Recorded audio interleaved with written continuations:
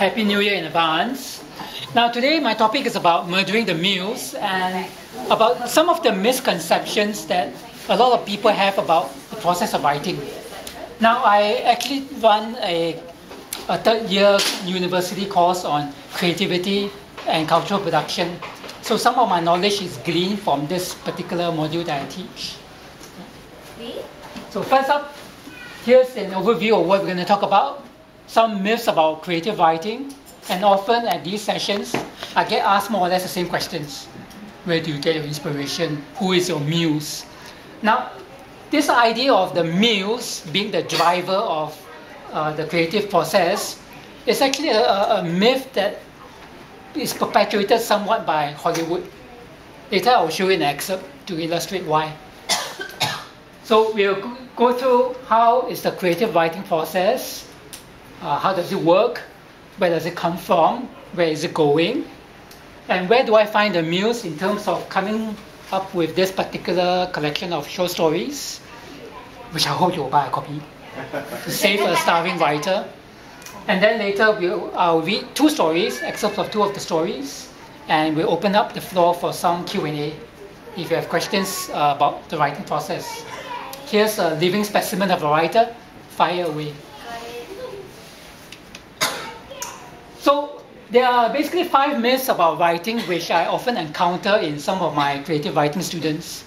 I teach creative writing at Temasek Polytechnic, and I also mentor a few young writers under the National Arts Council Creative Mentor Access Project. I've been doing that for the past 10, 11 years. Now, one of the myths, an enduring myth, is that writers are often born, not made. If you are born to be a writer, you will become a writer. That's actually not true because, for example, myself, I didn't really learn to speak English until I was 6 to 7. Cantonese, in fact, was my de facto mother tongue. And yet I've managed to publish 8 books written in English. So it's not necessarily the case that writers are born. Yeah? So you can make yourself into a writer, as I did when I was around about 14 or 15. I decided I wanted to be a writer, and I worked my way towards it. Now, another myth is that you should wait for inspiration to strike. Often you see movies and lots of talk about 灵感. You know, you often hear stories of Li Bai, the famous Chinese poet, drinking wine, looking at the full moon, writing favorite shade poetry. It doesn't happen like that. Please come join us. No? So inspiration comes only if you know where to find it, and only if you're willing to work hard. It doesn't come like that. Okay. Now, another myth is you should write only what you know, that is your life. And that is often a fault with young beginning writers. They tend to write only what they know. But writers have to have a full breadth of the flavor of life. For example, you may never be the Prime Minister of Singapore, but you can write from the Prime Minister's point of view. You may never be, like for myself, a woman, hope not, but you can write in the point of view of a woman. So it doesn't necessarily mean that you can't write from another perspective. So all that comes from research, from experience, from reading, and from developing a certain empathy for people. Another common myth that I encounter in my students is whatever you don't know, imagination can supplement. Now, imagination can only take you so far. Yeah? Imagination also needs something to grow on, some fertilizer that you can sprout a story or a poem from. So it doesn't come from nothing. Nothing will come from nothing. Something has to come from something. Now, another enduring myth is that you should not read too much lest your originality be contaminated. Now, that's probably an excuse for most students that I know of who are too lazy to read. I will encourage them, read more, read more. They said, no lah, if I read too much, then I become influenced by what I read, then whatever I write sounds exactly like what someone else has written before. But take this situation. Let's say you have an idea for a story. Oh yeah, I've got this idea for a story. The story is about this paleontologist who extracts DNA from dinosaur fossils, and then he replicates and reproduces dinosaurs, and then he grows it into a big park. Yes, that's the original story. I'll write it. But who has written it? It's Jurassic Park. So if you have not read what other people have written, you will never know how original you are. So writers always stand on the shoulders of giants. Hello, please come. So you learn from other people, you bounce ideas off other people, and in fact you will sometimes even take a particular formula and tweak it, change it. And that's how writers are original in that sense. Now nothing is original anymore. Yeah, under the sun. There's nothing original anymore. What you're really doing is taking a formula, playing with it, tweaking it. So writers need to read. Nothing goes in, nothing comes out. Rubbish goes in, rubbish comes out. So these are the 5 enduring myths of writing, which I hope I've managed to debunk. Now, traditionally, there have been 2 main theories of how creativity starts, where it comes from. The first theory was developed by Plato, the great Greek philosopher. Now, he calls it divine inspiration. Yeah, that means the writer is someone on whom the gods have blessed with a particular gift of writing, and it strikes you, the inspiration. That's why this whole idea of the Muse, which is a creation from the Greeks. Okay. And then later I will show you an example from a film called Ruby Sparks, in which, we'll come to that. Wow. I understand your excitement. But by the way, it's NC-16, so you might be asked to leave the room. I don't care! And the other enduring theory is a romantic theory from the romantic writers in the 18th to 19th century. They believe that a writer or an artist is someone gifted, born like that. That's why one of the myths I mentioned just now, writers are born, it came from the romantics. The idea that you are a genius, someone like Mozart, you're just born a prodigy. It doesn't come from anywhere, you're just born like that, it's in your DNA. But these days, most theorists and psychologists who study creativity and the process of creativity, they believe that in something called confluence approach. Confluence means it's a gathering of different factors. So it's not just because you're born talented or born with a gift for language, but other things like your upbringing, nurture, whether you have the drive for it. For example, I've mentored many young writers who have the gift for writing, but they're not driven to write. They get sidetracked and hijacked by life, by career, and very soon they just lose their way, lose the plot, so to speak. So it's not just one factor, it's a multitude of factors coming in to produce a creative individual and eventually a writer. So this theory is now more or less championed by most experts in creativity, the confluence approach. Now to illustrate the enduring myths about creativity and writers, I'll play you this, drum roll please, for Nuri. Excerpt from a film. I don't care, I will not leave the room. It's okay, don't worry. There was nothing salacious about this. Good. Ruby Sparks is a story about a writer who has writer's block. So he writes a character. He was prompted by his psychiatrist to write about a particular girl. He dreams of this girl, he writes about the girl, and the girl actually comes alive. And he becomes a partner to this girl. And later on, of course, they fight and all that, typical of romantic comedies. But towards the end, she leaves him, and he starts writing his novel, the great novel that he has been trying for years to write. So you'll notice towards the end of this particular segment, the script kind of plays on the 2 theories of creative writers that we have been talking about. Firstly, the writer as genius, and secondly, divine inspiration. Traditional theories of creativity. One, the fact that he says in his novel, the words just come through him. They mean some kind of a spark of imagination. And then the second one, of course, one of the characters says, genius.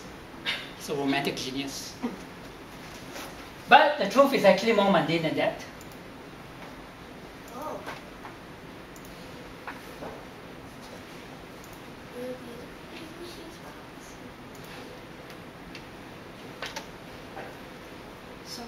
So in fact, according to Sorry, what movie is that? Ruby Sparks, Oh.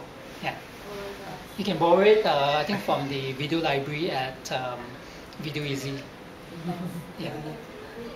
According to this particular writer and theorist, Graham Wallace, he says that basically there are 4 processes in the creation of a work, whether it's a novel, a poem, a work of art, a painting, doesn't matter. He says the first is preparation. The artist or the writer needs to prepare himself to be creative. So that means opening yourself to stimuli. That means reading, that means research, that means maybe going for a concert or going to an exhibition. So being open like a membrane, open to osmosis, absorbing things like a sponge. The second stage is when all these ideas come together in your head somewhere and incubate. So they will sit around for hours, days, weeks, sometimes even years before you get to the next stage called illumination. That's when you get into this eureka moment. I get it. Okay, this is how I'm going to write it. And the last stage is called verification, in which the writer or the artist verifies whether the idea works by executing it. Now these 4 processes don't actually go sequentially. Sometimes, according to Wallace, they may happen, they may jump about. So you may go from preparation to straight to illumination, or from incubation straight to verification. It doesn't necessarily happen that it's sequential. And sometimes, in fact, you can jump back and forth. So for example, after you have done, say, the first draft of your novel, you decide, there are a lot of gaps here in the story that I can't plug, so I need to do more research. So you go back to step 1 and you start doing the research again. Then you write, and then when you come here, I think this part needs more research. Then you go back again. So it's a recurring process until such time that you feel the work is complete. Oh, if you need to stop me to ask questions, please go ahead. So for you, what's your style? You begin with the end in mind, or do you like start and let the story take you? I'll come to that in a while. Yeah.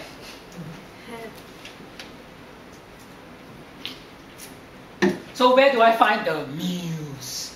Okay, I hope I have by now debunked the whole idea that there is such a thing as a muse.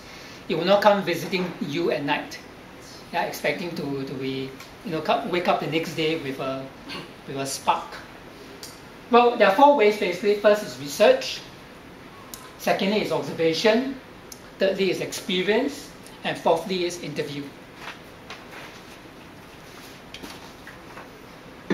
Now the idea behind this book, which Ethos has kindly agreed to publish, and I thank Mr. Fong for this. This is called Vanishing Point, which was launched during the Singapore Writers' Festival in November this year. And it is my first collection of short stories. I previously published 4 books of poetry and 2 young adult fiction. But this is my first fiction collection for adults. The idea behind this is very simple. I read in an article in 2009 in the Straits Times about how the Crime Library, are you familiar with the Crime Library? It's this non-profit organization that helps families of missing people find the missing people. They are most well known for the case of that little girl, the Chinese girl called Juana. They helped to spearhead the search for the girl who was unfortunately found dead after, I think, a 2-week-long search, if I recall. So this intriguing piece of news came out in the Straits Times that every year about 3,000 people disappear. Now, strange as it may seem, in a small dinky island like ours, this little red dot, 3,000 people disappear, of which 90% are often found on the average. So they either are traced by the police or runaway teenagers who run out of money, then they go home and ask for forgiveness from the parents, etc. But that means 10% or about 300 people disappear. Now it's strange to think about it. In America, it's easy for people to disappear. You can travel from one state to another state, take on another name, and you disappear. But in Singapore, where everything needs your IC to, you want to pay your utility bills, IC please. You want to sign on a new Singtel line, IC. So you're tracked practically everywhere you go. Yeah? Even your listening card can be tracked. So how do they vanish? Why? So my trigger was this particular piece of news that 300 people disappear every year. And I started trawling the Singapore Police Force website. And they often post all these profiles of missing people, like this. So the website, this is a snapshot of the website, will give you a photograph of the person, and then give you details of the person's name, where she disappeared or where he disappeared, last seen, description of the person, how tall, how short, how fat, how stout, how old, and then other details. It was a fascinating treasure trove for me, for a writer to plug into this website. Like this girl, for example. She looks so young, isn't it? She could have been one of the girls, students from Tao Nan next door, or CHIJ from across the road. But she apparently disappeared in 2002 and was never seen. And some of these disappearances have very strange resonances for me. For example, this particular girl, she disappeared near my block, Marine Terrace, block 19. And she was a student from LaSalle College of the Arts. And I teach at LaSalle College of the Arts. In fact, I bumped into one of my students, my current students, said that he knew her. And he also didn't know where she disappeared to. And the circumstances of her disappearance was a bit strange. She attended a party in Marine Terrace. She left about 3 a.m., took a cab, and never got home. To this day, nobody knew whether she was killed, whether she committed suicide, whether she ran away, what. So this became an interesting trigger for me, because behind each of these stories, each of these disappearances is a story. But I was not keen, I was not interested to document where they disappeared to. For me, the more interesting thing was using these disappeared people as trigger, as a kind of kick-starting the creative process. So I created characters around them.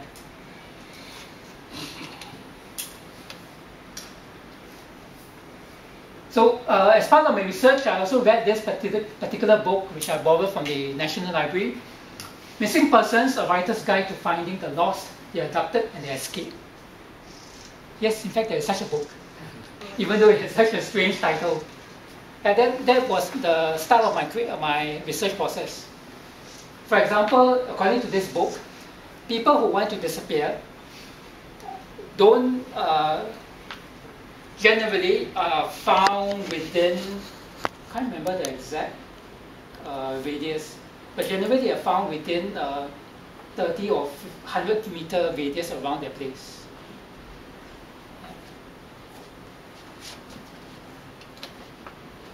So to one of the stories, as a way to illustrate how I use these profiles of people to create stories.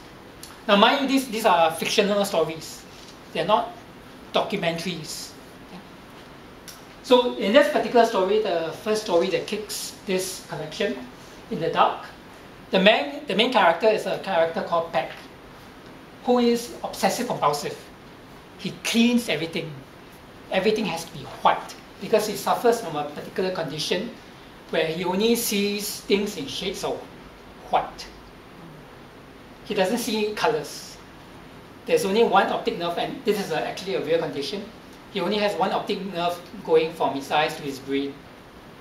So that condition means that he only sees things in black or white, like a black and white TV. Yeah. So I started researching into obsessive compulsive behavior because I was inspired by the man who sold me my present HDB flat. He was an obsessive compulsive guy, and his name is James. For example, when my then fiancé and I went to visit the place for the first time, we were looking around the house, checking out the condition, and he'll be busily sweeping, you know. Everywhere we go, he'll be sweeping, he'll be cleaning with a claw. You know, here are a couple of visitors going to buy your house, and then he was not interested to entertain us. He was. So I drew also from my experience as a clerk in the army. So this guy, Peck, works as a clerk in the army. And then his wife, who is a character who disappears in the story, is based on a woman who had been missing since 2007. Let me read you the excerpt. Some was a dark Peranakan Chinese with an even tan and a flattish face framing a pair of dark eyes. At a distance, she could easily be mistaken for an Indian. To Peck, his wife was literally an absence of light, a black hole into which her features, even at times her personality, disappeared. Sometimes he would pass her in the dining hall without seeing her presence. She was there, but only just so. The same way you would only notice a wall if you happened to walk into it. That was in fact Peck's first impression of some when they had gone out on a blind date.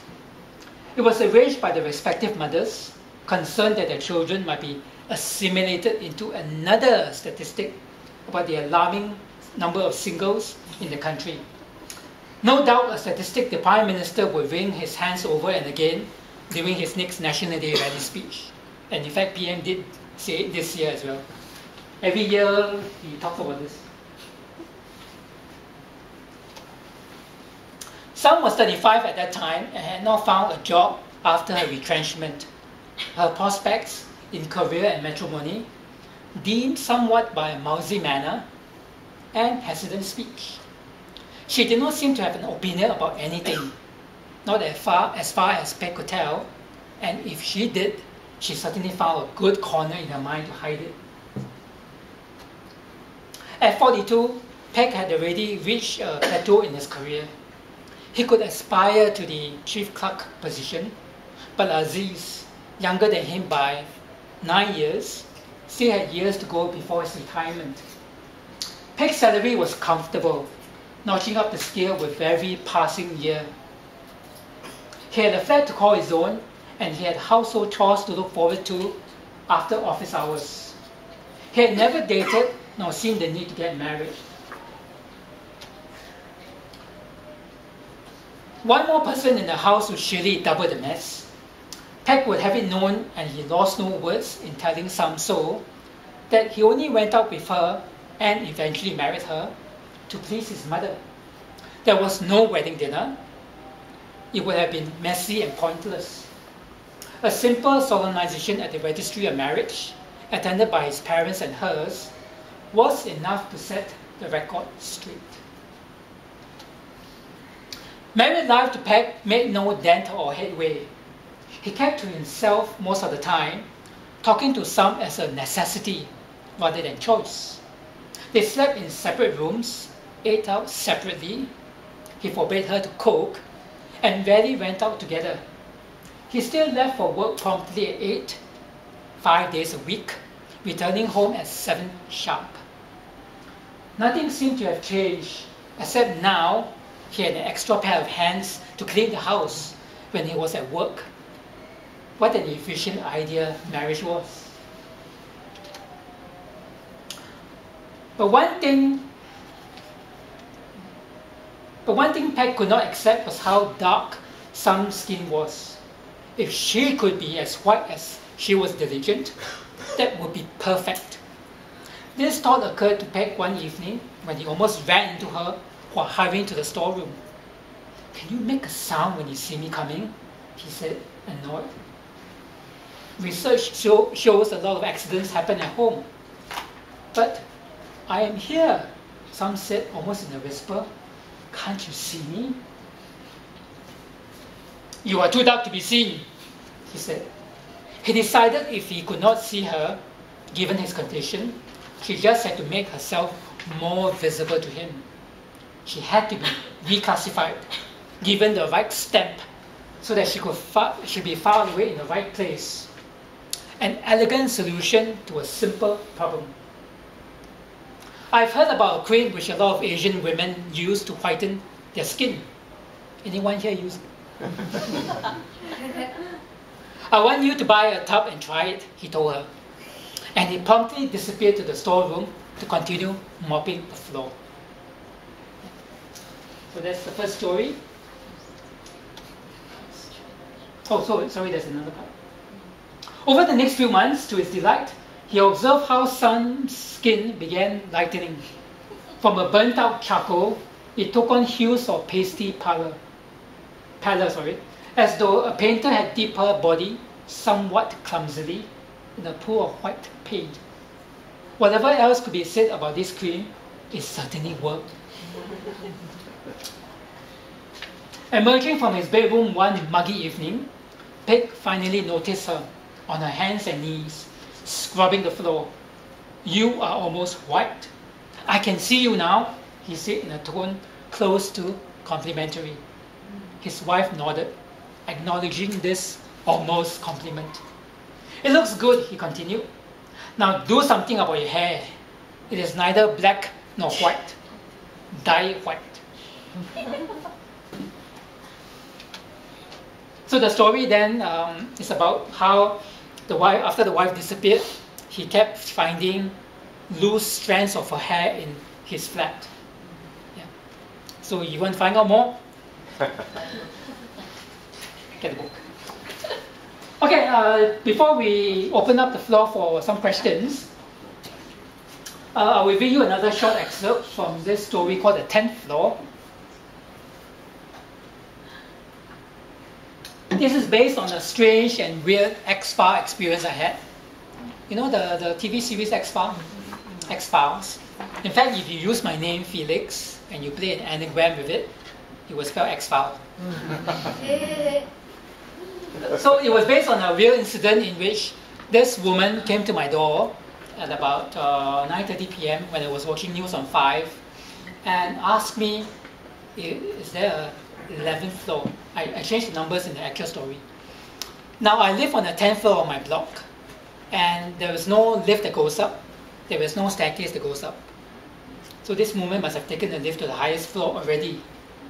And yet she came to my door, she was in her 50s, and asked, is there a 10th floor?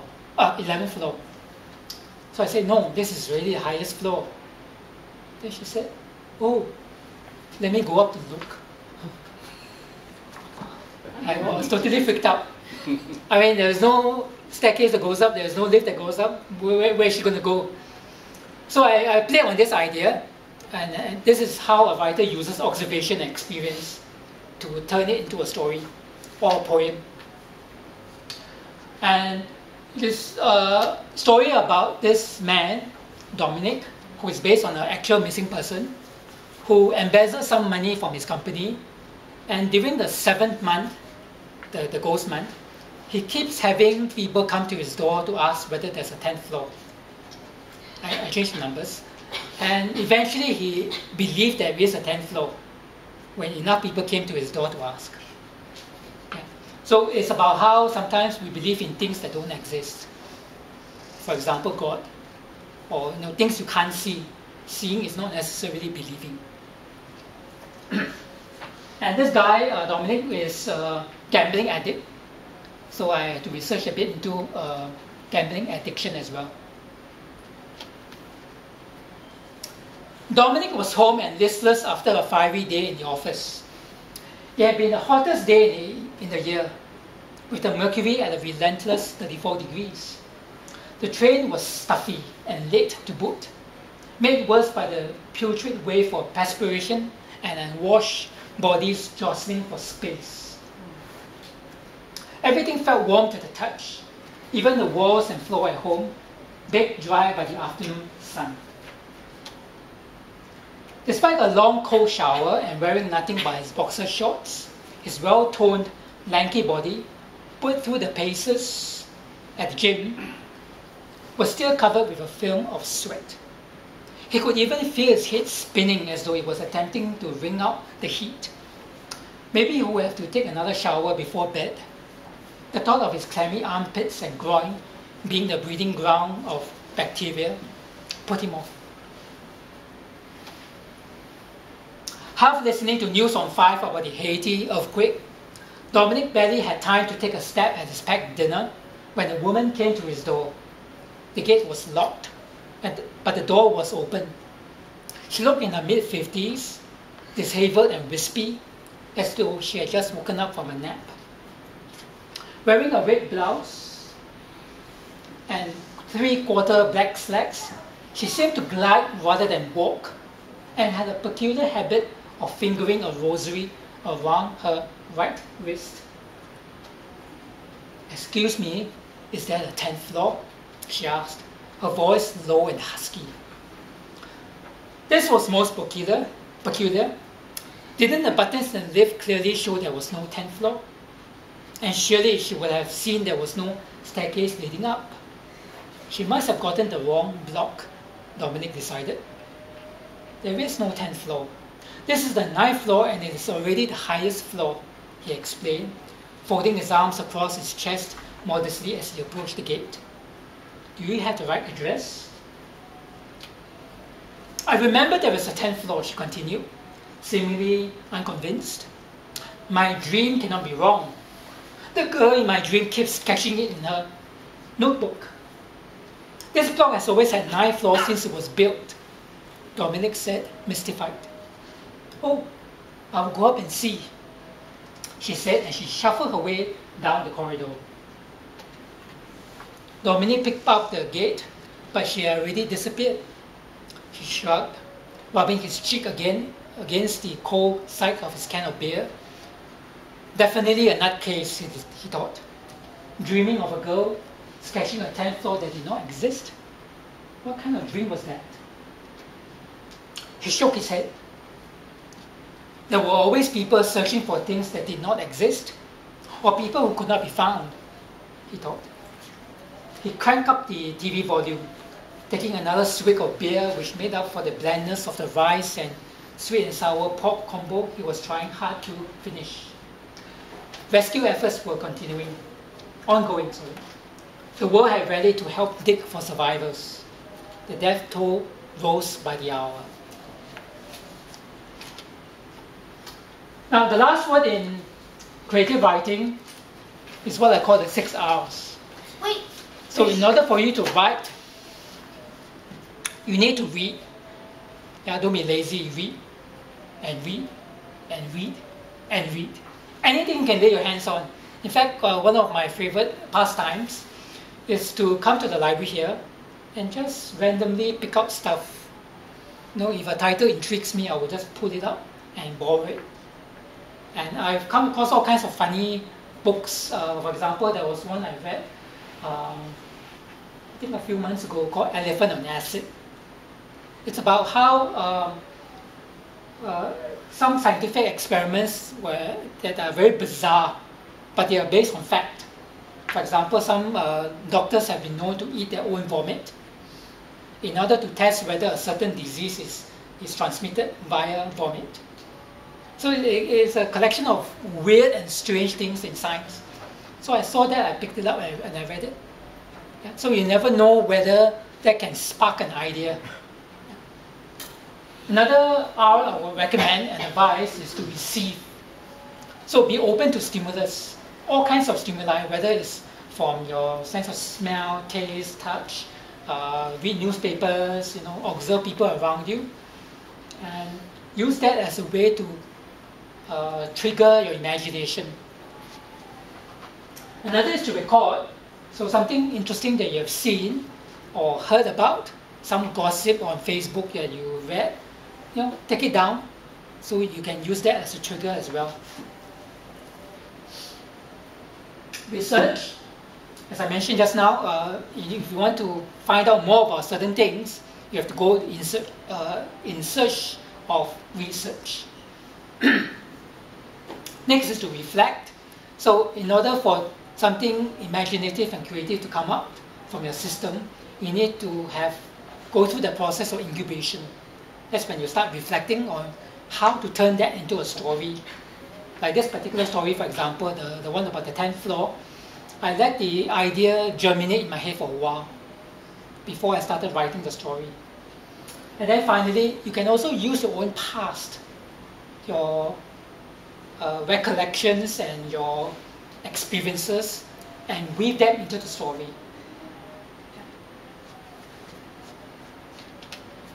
So that brings us to the end of this particular session on murdering the Muse. I hope I've left the crime scene pretty much clear as to why the Muse should be dead or should be murdered. Now I'm opening myself up to the firing squad.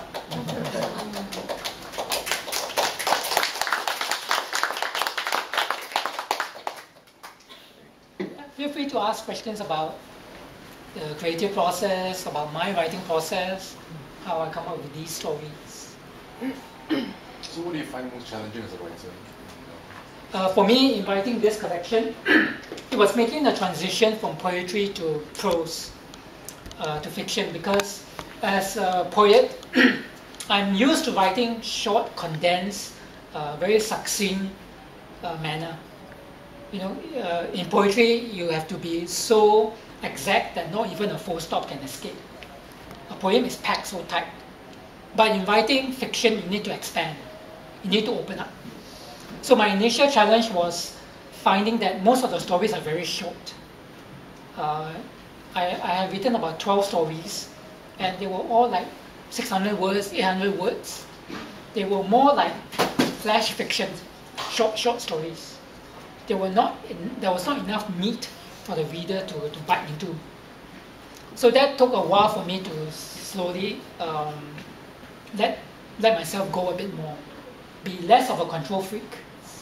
Because as a poet, I tend to be very much a control freak. Every word has to be exact.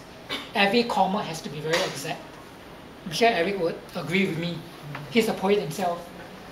So, it's packed so tight like a house of cards that if you remove one card, the whole artifice will collapse. But fiction doesn't take that much condensation to happen.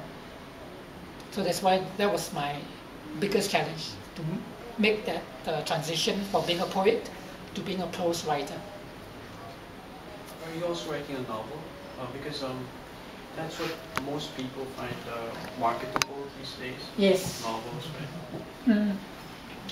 Novels for adults. Not yet, because I don't have a story that is worth telling in these number of pages.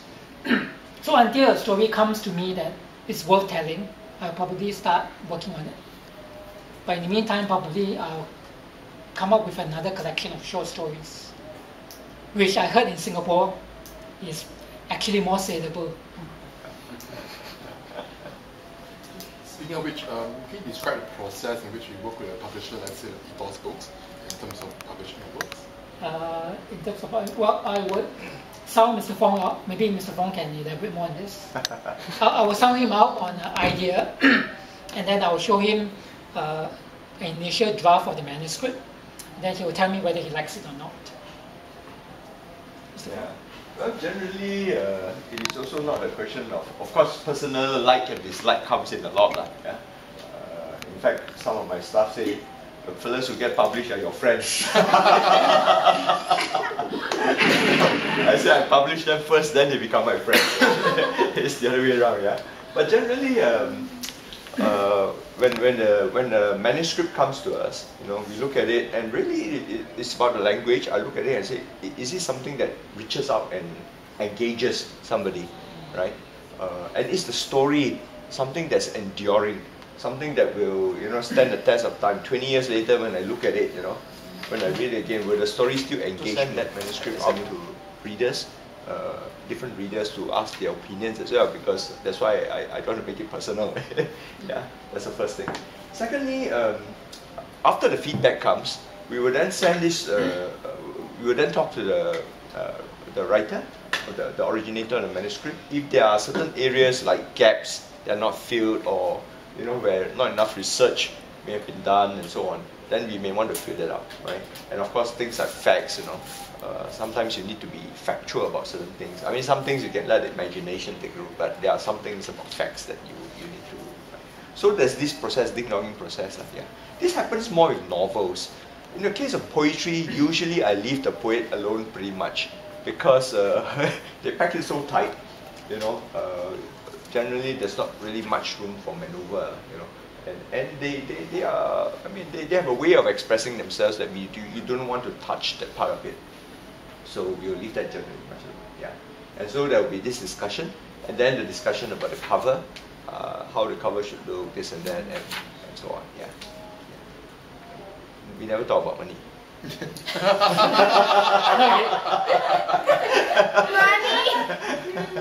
Yeah. So you see something interesting just now, which is that you did an initial draft of the manuscript and you broke it into the form. So am I hearing that you do not have finished the work first before you showed it? It's actually only at an early stage. So is the idea that you would continue writing only if it was publishable, or or you still do it regardless whether it was publishable or not? How does it work? In this particular instance, the entire manuscript came. He had already completed it. Yeah. But I felt it was a little bit thin. I think we discussed that. That it was just too thin. Yeah. And I think he also got some other feedback from some other people. And so he decided to sit down and then the result that came back was something that I was really very happy with. I thought it was such a great improvement, much great, because I knew he had the gift of the language. You see. Well, maybe I should use gift and genius and all that. He had the language. It's hard work. Yeah, he had the language, but it's just that, he had to reinvent himself a little bit. So. Thank you. No. I once heard from a writer I interviewed. I used to work as a journalist with Today and freelance for The Edge.